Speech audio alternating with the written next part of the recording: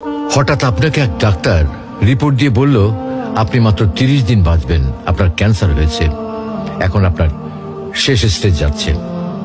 এটা শুধু আপনি জানেন, আপনার পরিবার কিংবা বন্ধু বান্ধবরা কেউ জানে না। এখন এই রিপোর্ট পাওয়ার পরে আপনি বাসায় গেলেন, প্রতিদিনের মতো আজকেও আপনার বাবা আপনাকে বকাঝকা শুরু করলো, তোকে দিয়ে কিচ্ছু হবে না, সারাদিন কোথায় থাকিস তুই, অকাজের ছেলে, ইত্যাদি ইত্যাদি। এই মধ্যবিত্ত বাবার যেমন হয় আর কি।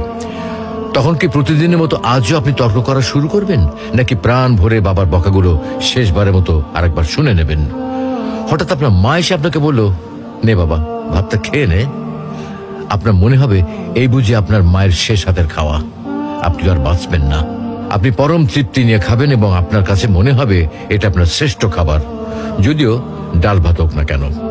আপনি বের হলেন, পুরনো এক বন্ধুর সাথে দেখা, আপনি যাকে মোটেও সহ্য করতে পারেন না, সব সময় তার সাথে কথা কাটাকাটি হয়, আজকেও সে আপনাকে কিছু কথা শুনিয়েও দিল। আচ্ছা, এখন কি আপনি তার সাথে তর্ক শুরু করে দেবেন? মোটেও না। আপনি হয়তো তাকে জড়িয়ে ধরবেন এবং বলবেন, দোস্ত ভালো থাকিস। আচ্ছা জানেন, আমরা এখন মৃত্যুর কথা ভাবতেই চাই না, এ থেকে আমরা পালিয়ে বেড়াতে চাই। কিন্তু যদি আপনি ভাবেন যে আজই আপনার শেষ দিন, তাহলে দেখবেন সবকিছুই আপনার কাছে ভালো লাগছে। তাই ইগো ছেড়ে দিন, ইনশাল্লাহ আপনার মন ভালো হয়ে যাবে।